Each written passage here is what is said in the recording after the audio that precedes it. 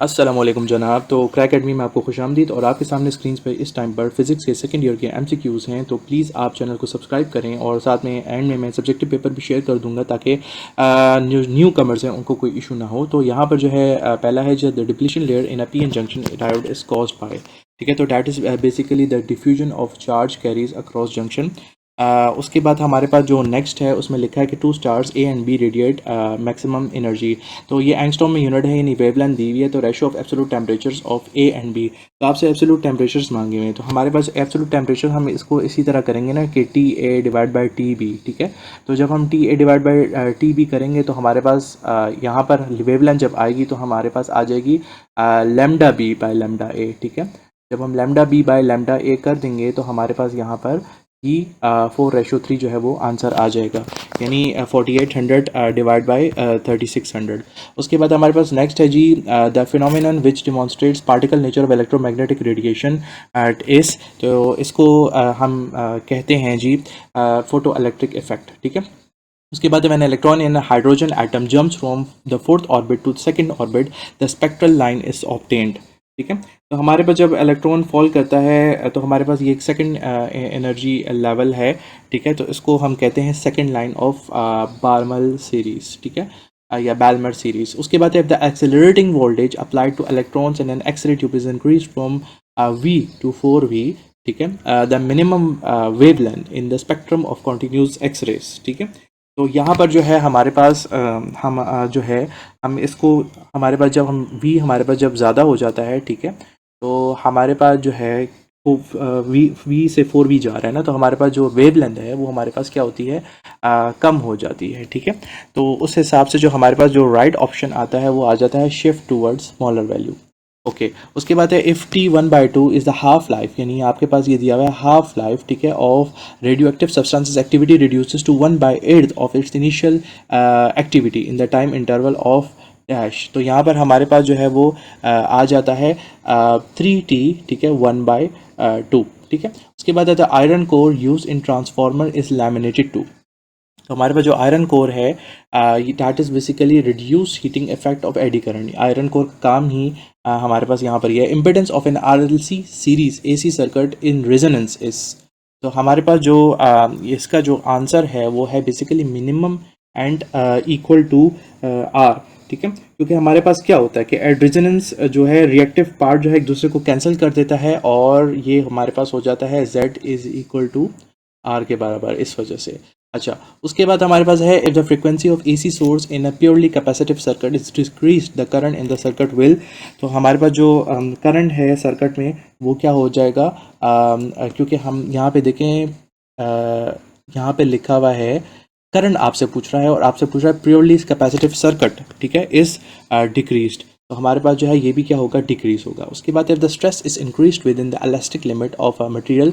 जब हमारे पास elastic limit होती है तो स्ट्रेस जो है वो प्रोपोर्शनल होता है स्ट्रेन के ही, ठीक है। लेकिन जब इलास्टिक लिमिट चेंज हो जाती है और प्लास्टिक लिमिट आ जाती है तो फिर वहाँ पे प्रोपोर्शनैलिटी खत्म हो जाती है। A wire stretched bye hanging a mass from its free and if the hanging mass is doubled, ठीक है। अब हमारे पास हैंगिंग जो है वो मास को डबल किया है and the radius of the wire is also doubled, और साथ में क्या किया हुआ है, रेडियस ऑफ वायर को भी हमने डबल किया हुआ है। अच्छा the extension produce in the wire will be. तो हमारे पास जो है हम इसके लिए ये वाला जो है वो फॉर्मूला यूज़ करेंगे, ठीक है, डेल एल, ठीक है, इज़ इक्वल टू FL/AY, ठीक है, FL/AY, ठीक हो गया। तो यहाँ पर हम जो है वो चीज़ें अप्लाई करेंगे और फिर हमारे पास जो है वो यहाँ पर आंसर यही आता है कि रिमेन्स द सेम, ठीक है। The solid material whose constituent particles don't possess a regular orderly arrangement are, ठीक है। तो ये बेसिकली जब उनके पास उनकी रेगुलर ऑर्डरली अरेंजमेंट नहीं होती तो उनको हम कहते हैं एमॉर्फस सॉलिड्स, ठीक है। और हमारे पास यहाँ पे एमॉर्फस सॉलिड जो हैं वो हमारे पास ग्लास और रबर हैं। The potential difference between two oppositely charged plates is 12 watt if the plates are separated by 3 centimetre, the electric field between the plates will be, ठीक है। तो हमारे पास जो यहाँ पर है हम ये यूज़ करेंगे E is equal to V/D हम यूज़ करेंगे, ठीक है।